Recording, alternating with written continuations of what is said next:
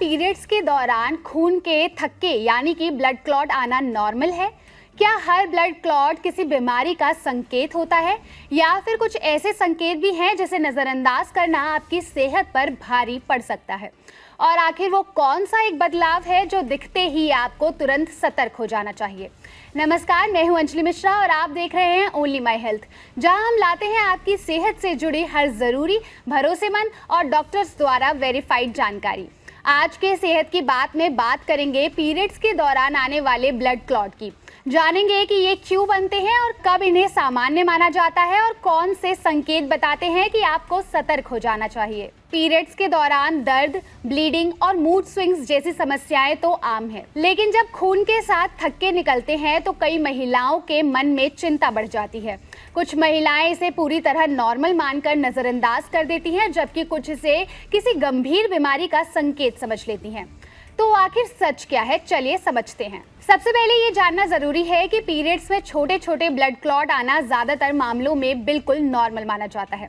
असल में पीरियड्स के दौरान शरीर गर्भाशय यानी कि यूट्रस की अंदरूनी परत को बाहर निकालता है। इसी प्रक्रिया में खून और टिश्यू मिलकर सेमी सॉलिड और जेल जैसे छोटे छोटे थक्के बना सकते हैं, जिन्हें ब्लड क्लॉट कहा जाता है। यही वजह है कि पीरियड्स के शुरुआती दिनों में छोटे क्लॉट दिखना आम बात है। एक्सपर्ट्स के अनुसार छोटे और कभी कभार आने वाले क्लॉट आमतौर पर चिंता का कारण नहीं होते, लेकिन अगर इनका आकार बड़ा होने लगे या संख्या अचानक बढ़ जाए तो ये शरीर की तरफ से मिलने वाला एक महत्वपूर्ण संकेत हो सकता है। ब्लड क्लॉट कब माने जाते हैं नॉर्मल? जब ये छोटे आकार के क्लॉट्स हो, शुरुआती दिनों में दिखाई देना, सामान्य ब्लीडिंग के साथ होना, अत्यधिक दर्द या कमजोरी ना होना। अब सवाल ये है, आखिर किन कारणों से ब्लड क्लॉट ज्यादा बनने लगते हैं? इसके पीछे सबसे बड़ा कारण हार्मोनल इम्बैलेंस हो सकता है। जब शरीर में एस्ट्रोजन और प्रोजेस्टेरॉन हार्मोन का संतुलन बिगड़ता है तो यूट्रस की परत जरूरत से ज्यादा मोटी हो सकती है, और जब ये परत बाहर निकलती है तो ब्लीडिंग ज्यादा हो सकती है और ब्लड क्लॉट बनने की संभावना भी बढ़ जाती है। इसके अलावा यूट्राइन फाइब्रॉइड यानी कि गर्भाशय में बनने वाले गैर कैंसरस गांठें भी हैवी ब्लीडिंग और बड़े ब्लड क्लॉट बना सकती है। वही एंडोमेट्रियोसिस जैसे स्थिति में गर्भाशय की परत जैसे कोशिकाएं शरीर के दूसरे हिस्सों में बढ़ने लगती है, जिससे दर्द और ब्लीडिंग दोनों बढ़ सकते हैं। पीसीओएस यानी कि पॉलीसिस्टिक ओवरी सिंड्रोम, जिसका अब नाम चेंज करके पीएमओएस रख दिया गया है, ये भी हार्मोनल बदलावों के जरिए पीरियड्स को प्रभावित कर सकते हैं। ब्लड क्लॉट्स बढ़ने के कारण हैं हार्मोनल असंतुलन, यूट्राइन फाइब्रॉइड, एंडोमेट्रियोसिस, पीसीओएस यानी जिसे नाम बदलकर पीएमओएस कहा गया है, तनाव, कम नींद और खराब लाइफस्टाइल। दिलचस्प बात यह है कि सिर्फ मेडिकल कंडीशंस ही नहीं बल्कि आपकी रोजमर्रा की आदतें भी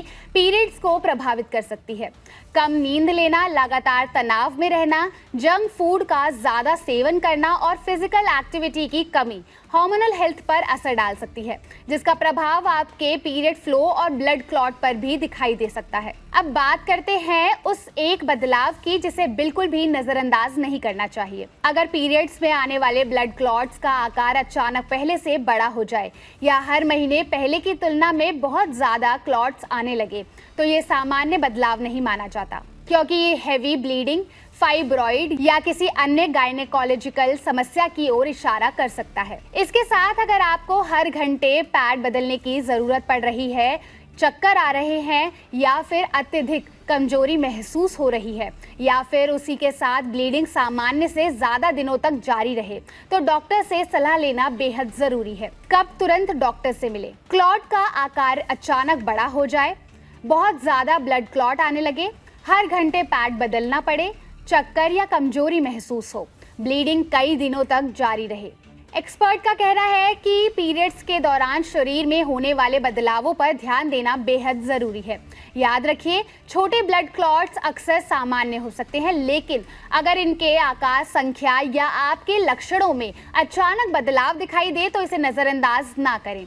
समय पर जांच और सही सलाह किसी भी गंभीर समस्या को शुरुआती चरण में पहचानने में मदद कर सकती है। मैं हूं अंजलि मिश्रा और आप देख रहे थे ओनली माई हेल्थ। अगर आपको ये वीडियो इन्फॉर्मेटिव लगी हो तो लाइक और शेयर जरूर करिए। साथ ही ऐसे और हेल्थ अपडेट्स के लिए जुड़े रहिए ओनली माई हेल्थ के साथ।